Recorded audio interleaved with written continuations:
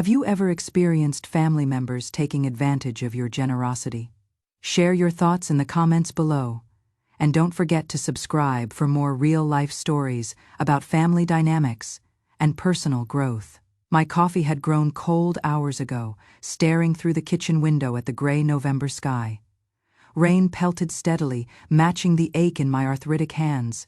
My name is Dorothy Patterson, though most folks call me Dot, and I am 68 years old. I have been a widow for 12 years. My small ranch house in Millbrook sits on a quiet street, lined with maple trees. The house used to echo with noise, my son Marcus laughing as a boy, my husband Frank's deep voice, gospel music on Sunday mornings. Now there is only the hum of the refrigerator and my old radio. I pushed myself up from the kitchen table, my walker within reach. My hip replacement surgery last year had gone well, but I still moved cautiously. As I passed the mantelpiece, I paused at a silver-framed photograph Frank in his army uniform on our wedding day, his proud smile beneath the crew cut. "What would you say about our boy now, Frank?" I whispered, touching the frame. "What would you think about the man Marcus has become?" Marcus was born 3 years after Frank returned from Vietnam. We treasured that child, maybe spoiled him a little, but tried to teach him values. He excelled in high school, played baseball, talked about studying business. Everything changed when Frank got pancreatic cancer, swift and merciless. Marcus was 35 then, working as a regional sales manager, married to Beth. I expected grief to unite us, but instead, it drove us apart. At Frank's funeral, Marcus stood rigid beside the casket, checking work emails as if nothing had changed. That evening, I tried to talk to him. "Are you doing okay, honey?" He barely looked up from his device. "Mom, I am 35. I am not some kid who needs hand." Holding people grieve differently. 4 years later, Marcus divorced Beth, a gentle kindergarten teacher who genuinely loved him. They had a daughter together, Emma, who was 8 at the time. During this period, I noticed Marcus changing. Phone calls became shorter, visits more infrequent. One afternoon, I addressed it directly. "Marcus, we barely talk anymore. I feel like we are becoming strangers." He glanced up from his phone, looking annoyed. "What do you mean? I am here, aren't I? I mean real conversation, son. Real attention." He sighed like I was a demanding child. "Mom, I have responsibilities. I cannot spend hours discussing your garden club meetings." "That is not what I am asking for. You have always been like this," he interrupted sharply. "Always wanting more than everyone else gives. Dad understood boundaries, but you never did."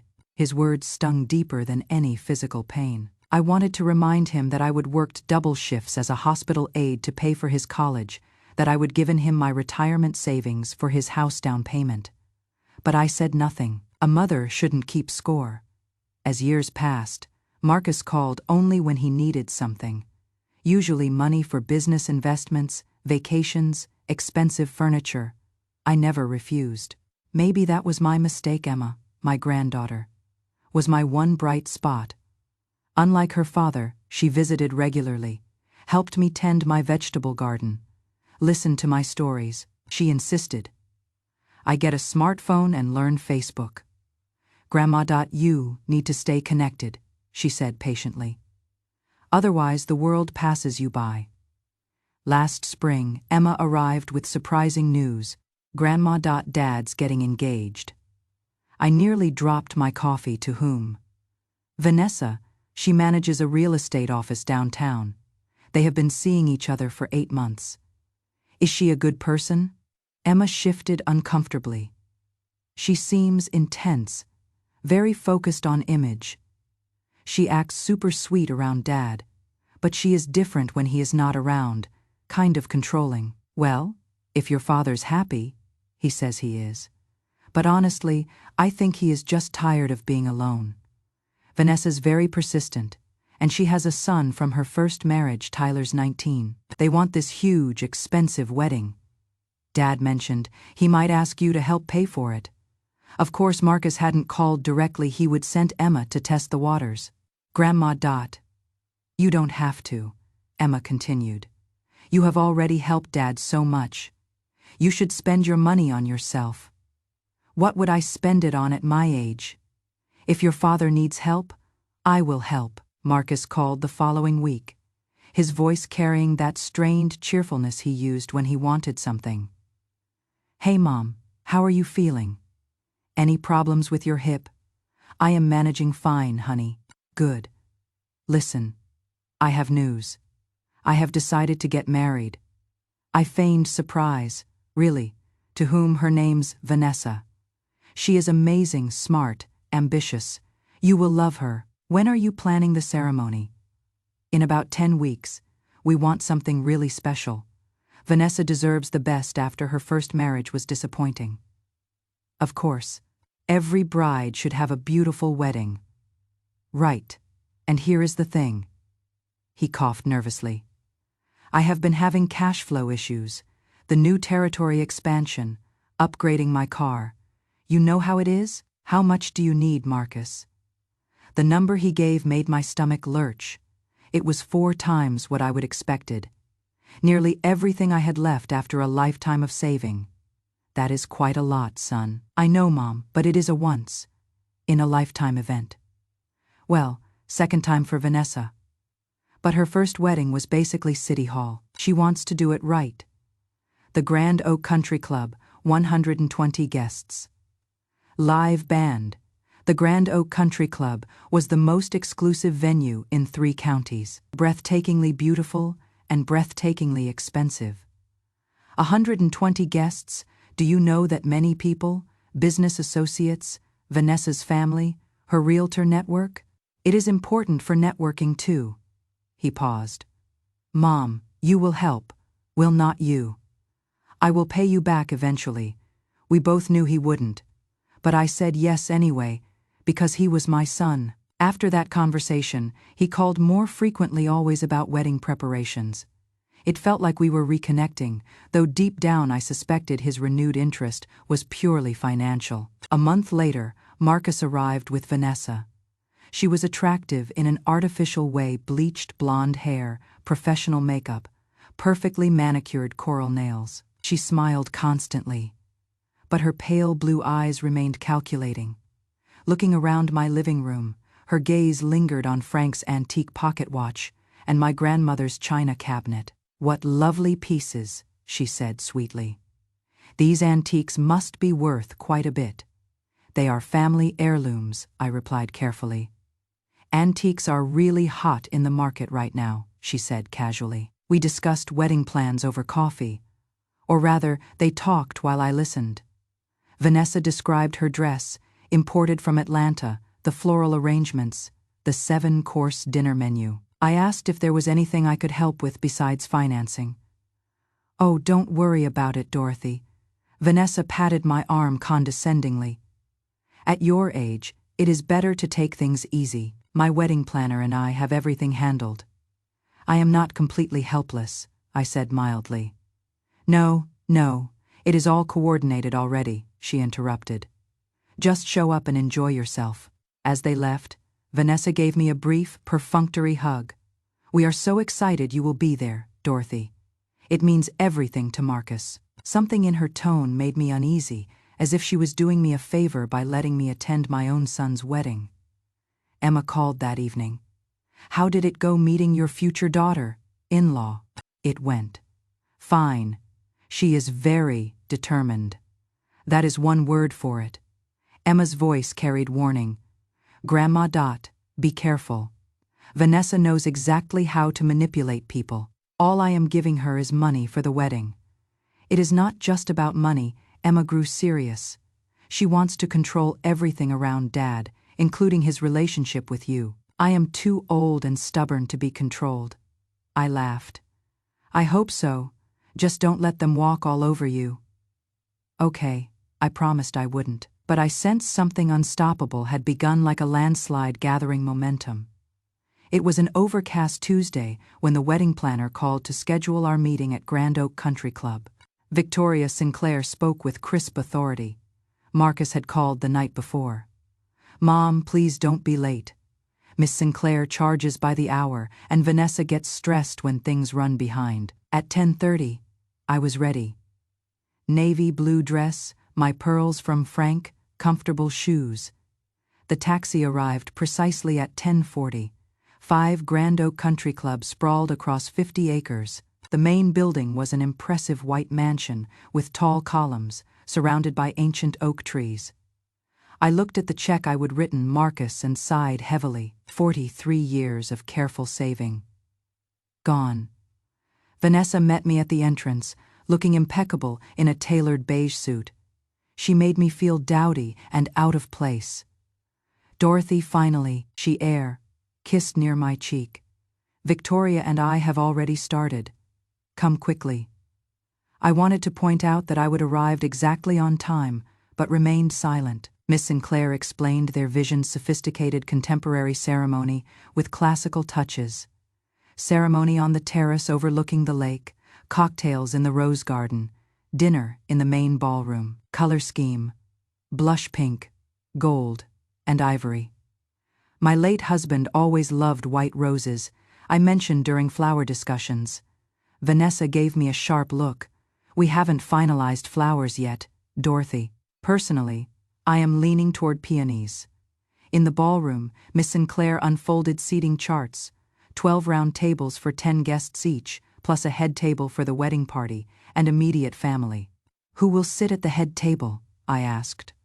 Marcus, myself, my son Tyler, my parents, my sister and her husband, and our maid of honor and best man. Vanessa answered without looking at me. And me. Uncomfortable silence.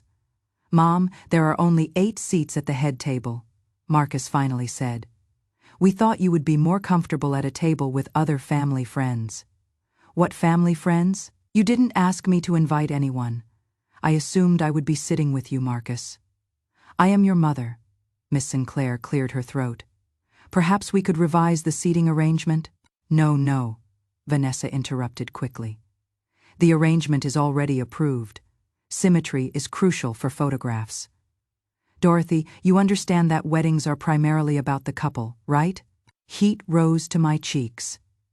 It is fine, I managed. I will sit wherever you think is best.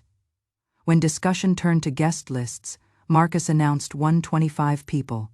But you told me 120, I said, startled. Dorothy, don't be so concerned about numbers. Vanessa waved dismissively. 5 extra people will not break the bank. When we discussed beverages, I suggested California wines instead of French imports for savings. Vanessa stared at me like I would suggested serving grape juice, California wine at my wedding. Really? I was just offering alternatives. Dorothy, Vanessa's voice dropped condescendingly. If you cannot afford a proper wedding, just say so directly. The humiliation burned worse than anger. During lunch, Vanessa ordered the most expensive wine. You know, Dorothy, I have always dreamed of a real wedding. My first was so modest courthouse, dinner for 20. Now I can have everything I have always wanted. On my dime, I thought silently. Have you selected your dress? I asked. It is being custom, made in Charleston, silk satin with hand, sewn pearls and a cathedral train. As we prepared to leave, Vanessa mentioned my outfit. What are you planning to wear? I have a nice purple dress. Purple? That doesn't coordinate with our color palette. You will need something in blush pink or ivory, and please nothing too mature. No high necklines or old-fashioned brooches. I felt resentment flash. I will see what I can find. Don't just do it. The photographs need to be perfect. The next morning brought the revised estimate from Miss Sinclair. The final total was 40% higher than originally discussed, essentially every penny I had left. Nearly everything I would plan to leave Emma. I stared at the papers, then signed the authorization. Maybe this would buy me back a place in my son's life.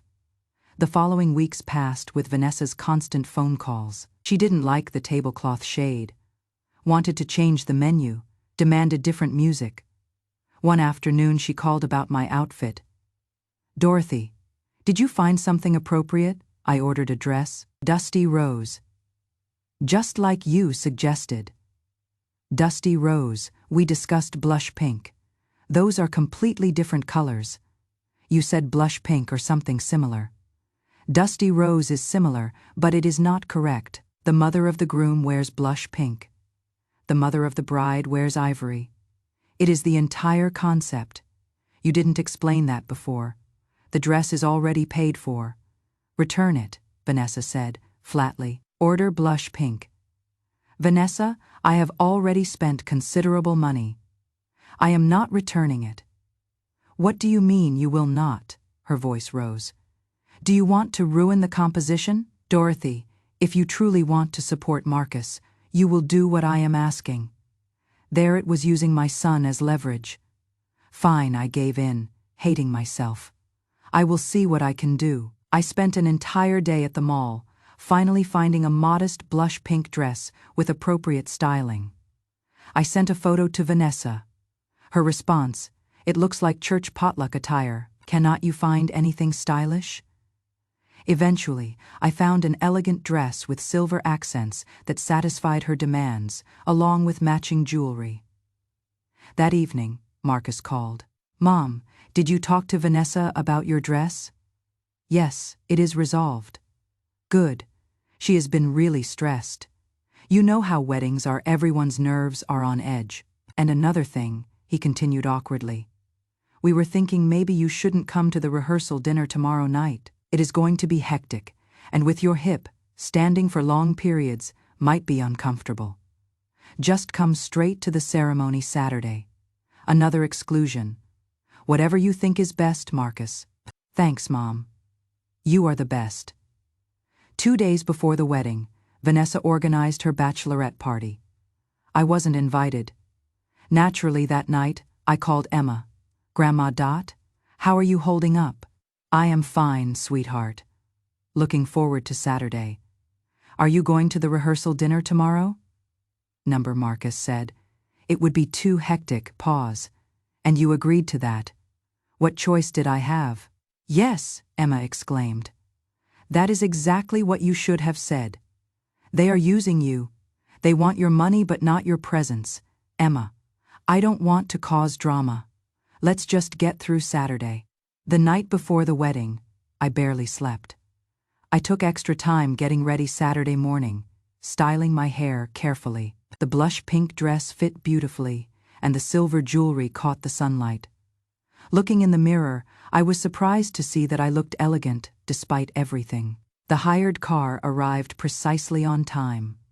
I checked my purse wedding gift envelope with a substantial check, reading glasses, tissues, everything ready for what could be either wonderful reconciliation or final confirmation that I was nothing more than a walking ATM. Despite Marcus's instructions to arrive just before the ceremony, I decided to come an hour early. I wanted to help, to feel useful, to be part of this important day. The club grounds bustled with preparation. Catering trucks, workers stringing lights, florists arranging massive bouquets. I paid the driver and walked toward the entrance. Miss Sinclair looked surprised to see me. Mrs. Patterson, you are quite early. I thought perhaps I could be helpful. It is my son's wedding. Miss Sinclair glanced at her clipboard. That is thoughtful. But we have everything under control. Perhaps you would be more comfortable in the library. It is quiet there. I realized I was being politely dismissed. Where is Marcus? I would like to wish him well. Mr. Patterson is in the groom's suite with his groomsmen. He requested no interruptions, pre-wedding nerves.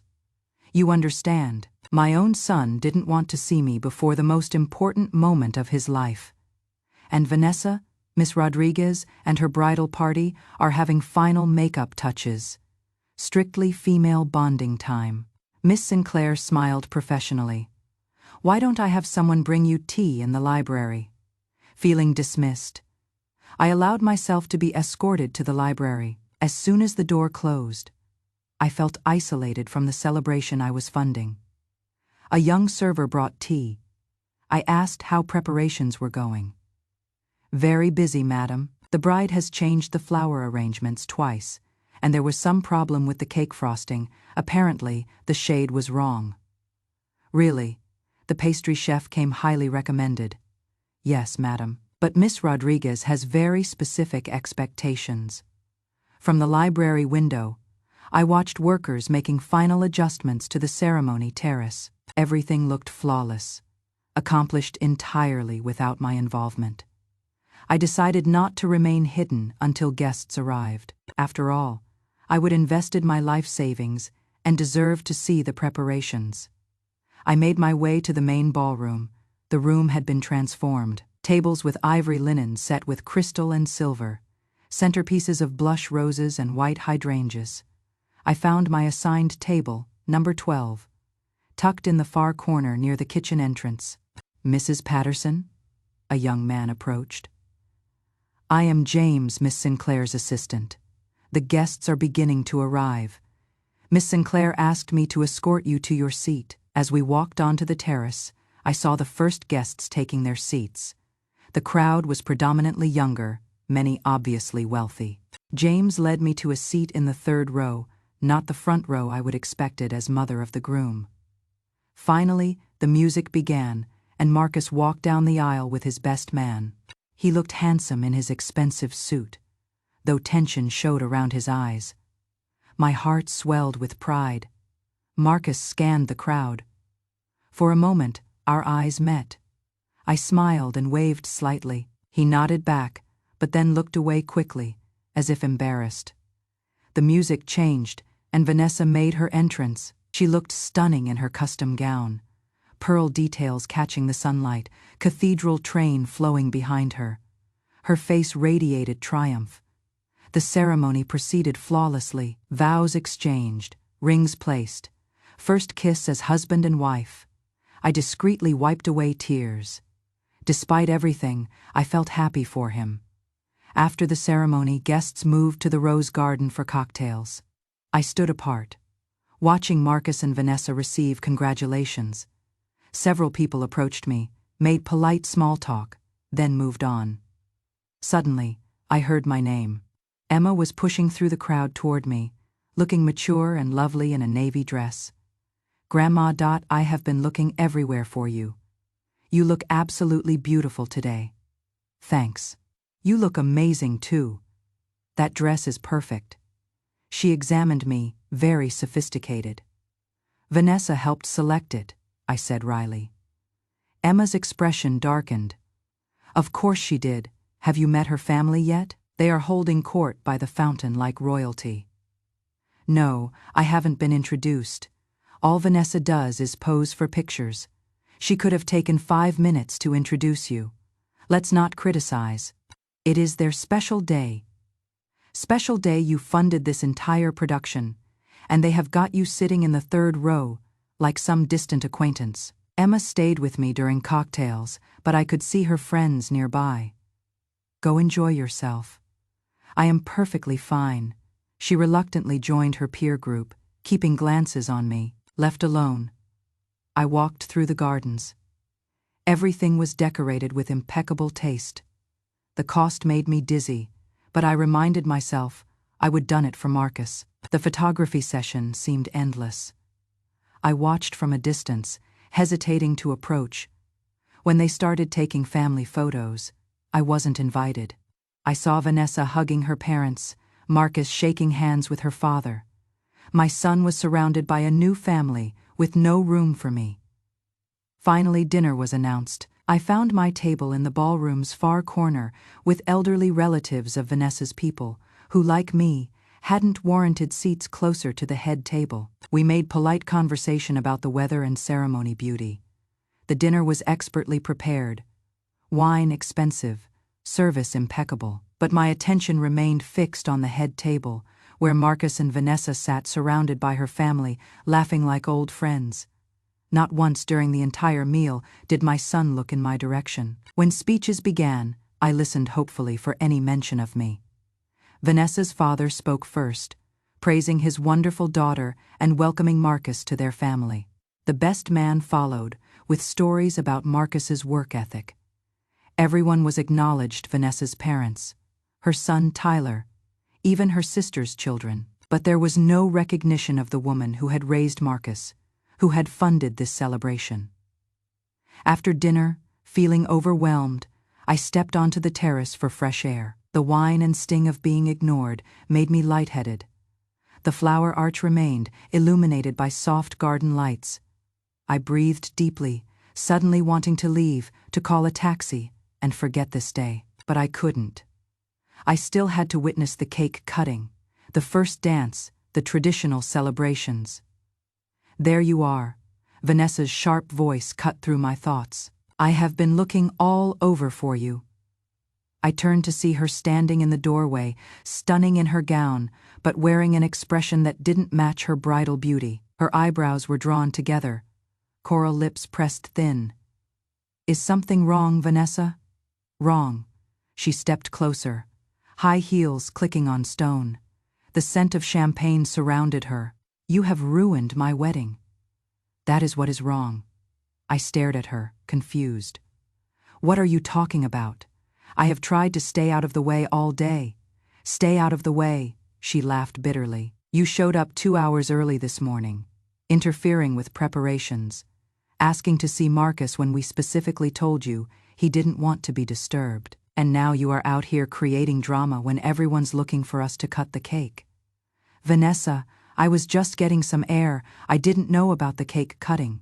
Don't pretend. Her voice rose dangerously. You have been trying to sabotage my day from the beginning, arguing about every detail, showing up early when told not to, and now staging this little scene to draw attention to yourself. I gazed at her in shock.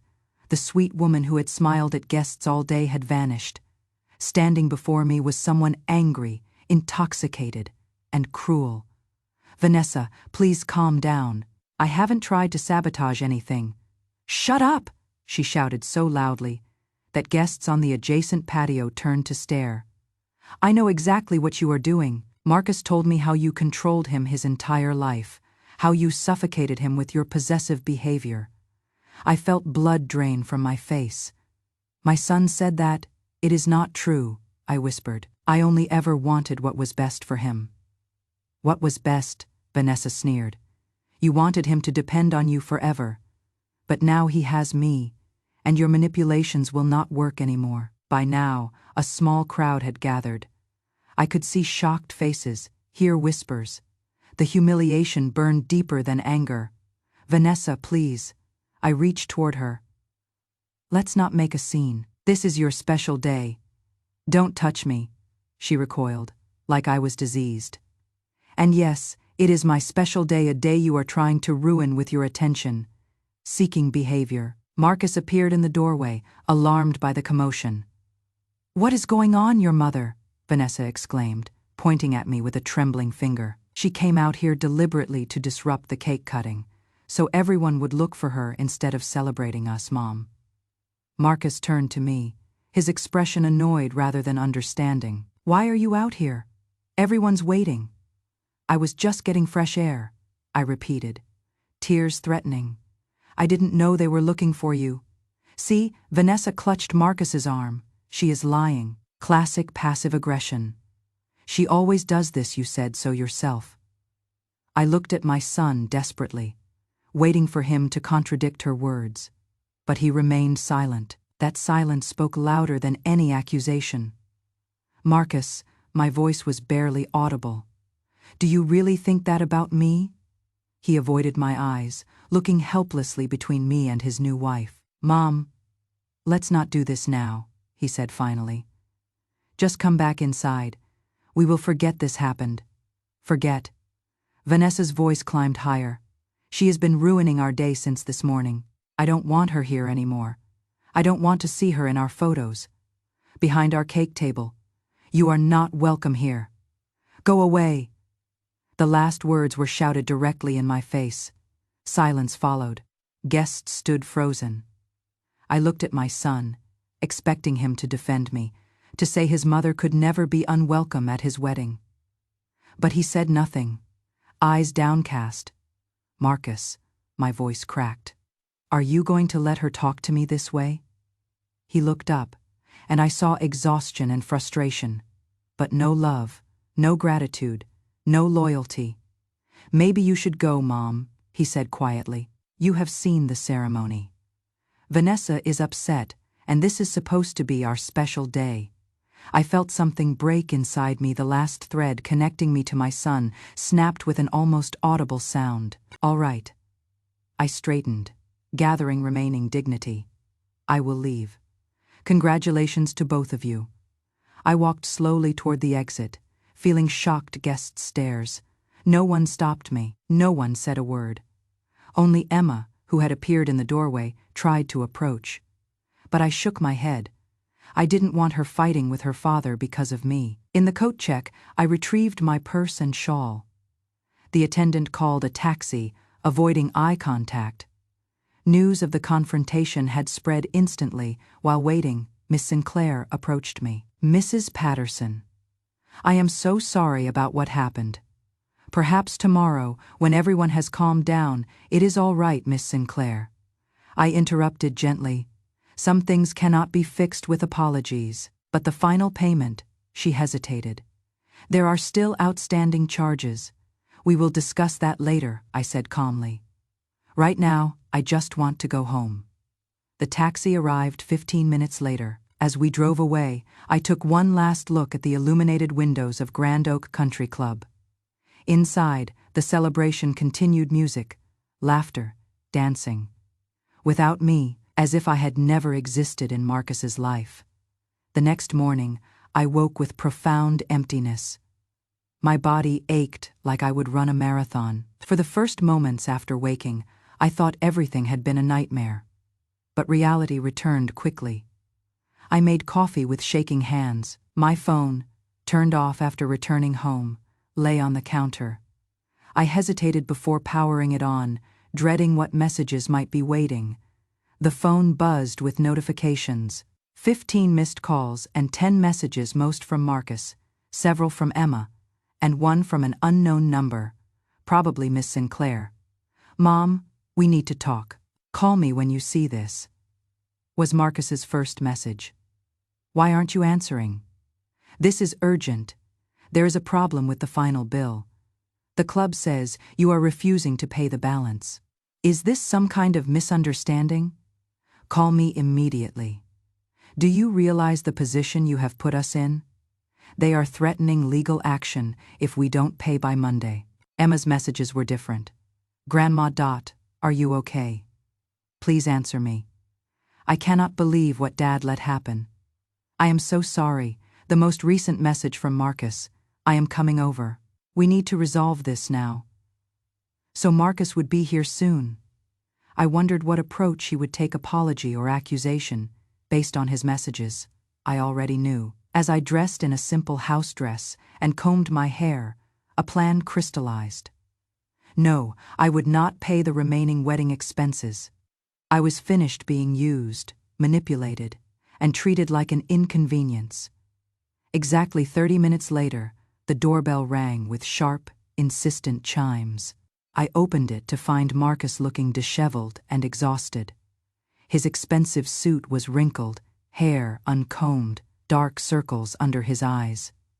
Finally, he said, pushing past me without invitation, "Why haven't you been answering? Do you have any idea what you have done?" I closed the door and turned to face him, maintaining composure. "Good morning, Marcus. Lovely to see you too. Mom, this isn't time for sarcasm. We are in serious trouble. Grand Oak is demanding full payment by end of business Monday, or they are filing a lawsuit." "I see," I said calmly. And Marcus stared in disbelief. "You have to pay them. You promised to cover the wedding costs." "I promised to pay for my son's wedding, where I would be treated as an honored guest," I replied evenly. "But as your wife made clear, I was not welcome. You agreed with her assessment. Mom, you are taking this way too seriously." Marcus flushed with anger, rather than shame. "Vanessa was nervous. She would been drinking. She said things she didn't mean. It happens at weddings. And you. What is your excuse for taking her side, for telling me to leave?" Marcus threw himself onto the sofa, holding his head. I was trying to defuse the situation. Vanessa was hysterical. Her parents were watching. I had to do something. "You did do something," I said, You chose your wife over your mother. That is your right, now live with the consequences. But the money. He looked up desperately. We cannot afford to pay this ourselves. You know my financial situation, house payment, car loans, Vanessa's credit cards. If we have to pay for the wedding, we will be financially ruined. You should have considered that before ordering services you couldn't afford, I replied. You are both adults with good jobs. You will manage somehow. Marcus jumped to his feet, composure shattered. Mom, you don't understand. This isn't just about money, it is about reputation. If we default, everyone will know. My colleagues, Vanessa's clients, the whole social circle, we will be humiliated. Isn't that ironic? I smiled grimly. You are worried about being humiliated. This is blackmail, he accused. You are punishing us because your feelings got hurt. No, Marcus, I shook my head. This is consequences. Every action has consequences. You and Vanessa made your choice yesterday. Now live with it, but we apologized.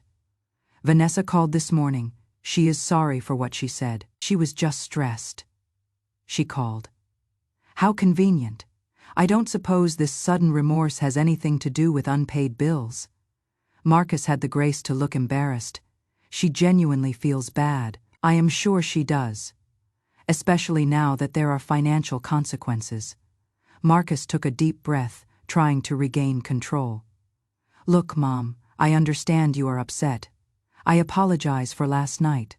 I should have handled things differently. But please, think rationally. Think about our family reputation. Think about Emma, this will affect her too. Leave Emma out of this, I said firmly. She has nothing to do with your poor choices. She is my daughter.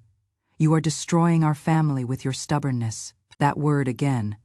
The one I would heard my entire life whenever I tried to set boundaries. Stubborn, selfish, difficult. I find it interesting, I said quietly, that when I gave my life savings for your education, that wasn't stubborn. When I helped with your house down payment, that wasn't selfish. When I agreed to fund a wedding, I couldn't afford for people who clearly didn't want me there. That wasn't difficult. But the moment I say no, I become all of these things. Marcus stared at me like he was seeing me for the first time. Are you serious? You are really going to let us go bankrupt? Because you are angry? I am not letting you do anything. You made your choices. You ordered expensive services. You treated me with disrespect. You publicly humiliated me. Those were your decisions. Now you have to pay for them, literally. He grabbed his jacket from the chair. You know what? Vanessa was right about you. You have always been manipulative, using money to control people. Dad probably stayed with you out of obligation. Not love. The cruelty of that statement took my breath away, but I didn't let him see how deeply it cut. Goodbye, Marcus, I said quietly. I think you have said enough. Fine, but don't come crying to me when you are old and sick and need someone to take care of you. You have made your choice too. The door slammed so hard that my grandmother's china rattled. I stood in the sudden silence, feeling strangely calm. The worst had happened. My only child had revealed exactly what he thought of me, and somehow, knowing the truth was less painful than living with false hope. 2 hours later, Emma called. Grandma Dot, are you all right, Dad? Just left here in a rage. I am fine, sweetheart, I said, and meant it. How are you handling this? I am proud of you, she said firmly. What they did yesterday was unforgivable. You have every right to refuse to pay. Your father seems to think I am destroying the family. No, Grandma Dot. He destroyed it when he chose money over family loyalty. I told him exactly what I thought of his behavior. Emma, please don't alienate your father because of me. You are not coming between us. His own actions are doing that. I cannot respect someone who treats his mother the way he treated you. After we hung up, I felt deep sadness not for myself, but for the fracturing of our small family. But I also felt something I hadn't experienced in years, self-respect. For the first time in decades, I had stood up for myself, instead of allowing others to walk over me. The next morning brought a call from Grand Oak's attorney. He was diplomatic, but the message was the same: pay immediately or face legal action. I calmly explained my position and ended the conversation. Then I called my own lawyer, Mr. Henderson. "Mrs. Patterson, good to hear from you." His voice was warm. "What can I do for you?" "I need to make some changes to my will," I said, "and I may need representation regarding a potential lawsuit." We scheduled an appointment. After hanging up, I felt a peace I hadn't known in years. For the first time in my adult life, I wasn't acting out of fear or obligation, but out of respect for myself. 1 year later, the morning sun streamed through the windows of my new apartment, filling the space with warmth and light. I sat at my small dining table with tea, looking out at the community garden where I would planted my first tomatoes. It had been exactly 12 months since Vanessa kicked me out of the wedding. 12 months that had completely transformed my life in ways I never could have imagined. After the legal dust settled, Marcus and Vanessa did pay through a high-interest loan. I made a decision I would been contemplating for years. I sold my house. The 3-bedroom ranch had become too much for me to maintain alone, and it tied me to a past I was ready to release. A young couple with twin babies bought the house, and I was happy knowing it would again be filled with children's laughter. The sale proceeds allowed me to purchase a comfortable 1-bedroom apartment in Millbrook's new senior living community and maintain a solid financial cushion. My new apartment was on the 2nd floor with elevator access, important for my hip replacement. The windows overlooked the community's central garden and walking paths, and everything I needed was within walking distance. I hadn't spoken to Marcus or Vanessa since that terrible morning. They made no further attempts to contact me after their efforts to get the money failed. As Emma told me, they had to cancel their Caribbean honeymoon. Vanessa sold her luxury car, and they took on substantial debt. The experience was sobering enough to discourage them from continuing any relationship with me. Emma remained my strongest connection. My granddaughter, despite Vanessa's early threats, maintained our relationship and strengthened it. She visited every few weeks, helped me move and organize my apartment, and introduced me to her college friends. "You know, Grandma Dot," she said during one visit, as we arranged books on new shelves, "I have never seen you look so peaceful." "Peaceful, yes," she nodded. "Before, you always seemed anxious, waiting for the next crisis or demand. But now you seem really settled." Her observation made me think. Indeed, despite the upheaval, I felt calmer and more centered than I had in decades. It was as if I would finally put down a heavy burden I would been carrying for most of my adult life. My new community offered many opportunities for social connection. I joined a book club that met monthly, attended water aerobics classes, and volunteered twice a week at the local elementary school's reading program. Being around children again reminded me why I would loved working at the pediatric wing of the hospital. I especially enjoyed my friendship with Margaret, a retired English teacher who lived down the hall. She was a widow like me, with similar interests and wonderful humor. We took evening walks together, went to matinee movies, and discovered we both loved trying new restaurants. "You know, Dorothy," she said one evening, as we shared dinner at a small Italian place, "I used to think it was too late to make new friends at our age. But you have proven me wrong." "It is never too late to start fresh," I replied. "The only question is whether we have the courage to try." I also resumed activities I would given up during my years of focusing entirely on family obligations. I took a watercolor painting class at the community college, something I would always wanted to try but never had time for. My early attempts were amateur, but I found the process deeply relaxing. Most surprisingly, I discovered online communities. Emma had taught me to use social media, and I found Facebook groups for widows, for people interested in gardening, and for residents of senior communities. These virtual friendships provided daily connection with people from across the country. 6 months after moving to my new apartment, I met Robert at the community center's weekly social hour. He was a retired high school principal, 72 years old, who had moved to Millbrook to be closer to his daughter and grandchildren after his wife passed away. We struck up a conversation about the book I was reading, a mystery novel he would also enjoyed. He was intelligent, well-read, and had a gentle sense of humor that reminded me a little of Frank. We began having coffee together after social hours, then progressing to actual dinner dates. "I have to admit," Robert said, after we would been seeing each other for a few months, "I never expected to feel this way again at my age." "What way?" I asked, though I suspected I knew. "Happy. Excited about spending time with someone. Looking forward to tomorrow, because I know I will see you." I felt myself blushing like a teenager. "I feel the same way." It is wonderful and terrifying at the same time. Our relationship developed slowly, with the patience that comes with age and experience. We didn't have the urgency of young passion, but rather the deeper appreciation that comes from understanding how precious human connection is. Robert was respectful of my independence and my need to maintain my own space. He had his apartment. I had mine, and we spent time together because we chose to, not out of loneliness or desperation. 8 months after we met, Robert asked if I would like to take a trip with him. His daughter had offered the use of her family's vacation cabin on a lake in the mountains. Separate bedrooms, of course, he added quickly. Just a chance to spend some extended time together in a beautiful setting. I surprised myself by saying yes without hesitation. A year earlier, I would never have considered such an adventure.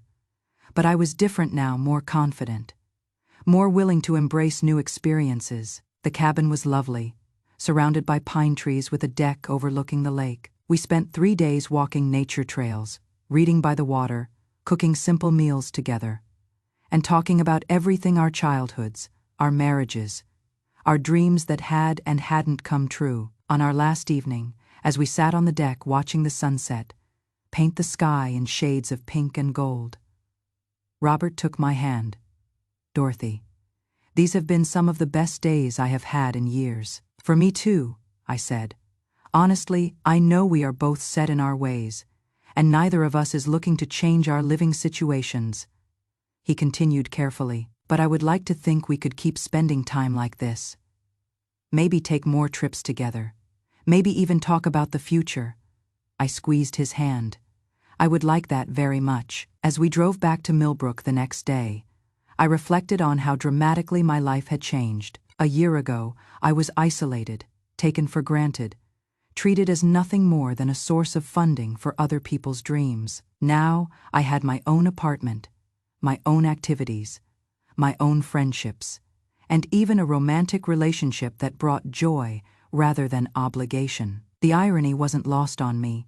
By refusing to be Marcus and Vanessa's ATM, I had found the financial and emotional freedom to create a life centered around my own needs and desires. Emma visited a few weeks after my trip with Robert. We sat on my apartment balcony, where I would created a small container garden, drinking iced tea and watching children play in the courtyard below. "Grandma Dot, you look about 10 years younger than you did a year ago," she observed. "I feel younger," I admitted. "It is amazing what happens when you stop trying to please people who don't appreciate you." "Have you heard anything from Dad?" she asked carefully. "No, and I don't expect to."